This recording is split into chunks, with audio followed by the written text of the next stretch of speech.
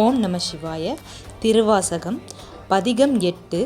வெய்யாய் தனியாய் இயமான நாம் விமலா பொய்யாயின எல்லாம் போயகல வந்தருளி மெய்ஞானமாகி மிளிர்கின்ற மெய்ச்சுடரே எஞ்ஞானம் இல்லாதேன் இன்பப் பெருமானே அஞ்ஞானம் தன்னை அகல்விக்கும் நல்லறிவே.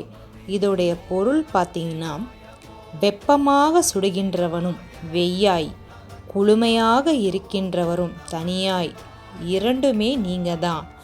என் உரிமையாளனாக உள்ள மாசற்றவனே இயமானனாம் விமலா பொய்மைகள் எல்லாம் அகலும் வண்ணம் வந்து அருள் செய்து உண்மை அறிவா ஒளிர்விடும் மெய்ச்சுடரேன்னு சொல்கிறாரு.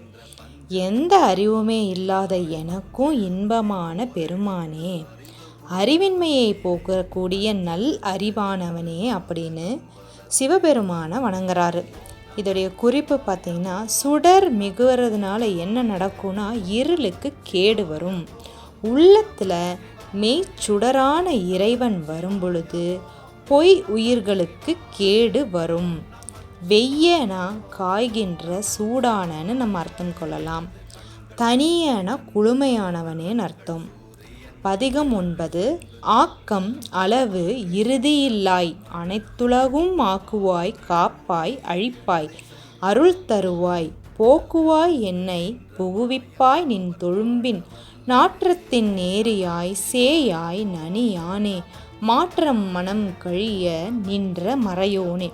இதனுடைய பொருள் பார்த்திங்கன்னா, தோற்றம் குறித்த வயது முடிவு இல்லாதவனே, நீ உலகத்தை எல்லாத்தையுமே தோற்றுவிக்கிற, அழிக்கவும் செய்கிற, அருள் தந்து உய்யவும் செய்கிறாய், உயிர்களை மாயைக்குள்ள போக்குவாய், நீ என்னை உன்னுடைய அடியார் கூட்டத்திலையும் புக வைப்பாய், வாசனை இன்னும் உண்மையான பொருளேன்னு புகழ்றாரு.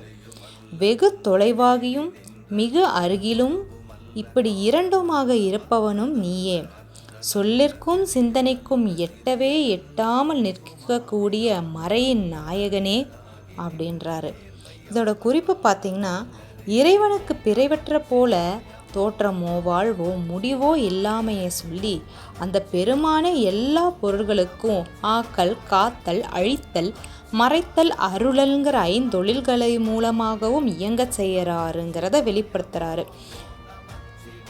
சேய்மைனா தொலைவுன்னு அர்த்தம். நனியதுனா அருகில் இருப்பது. மாற்றம்னா சொல்லு.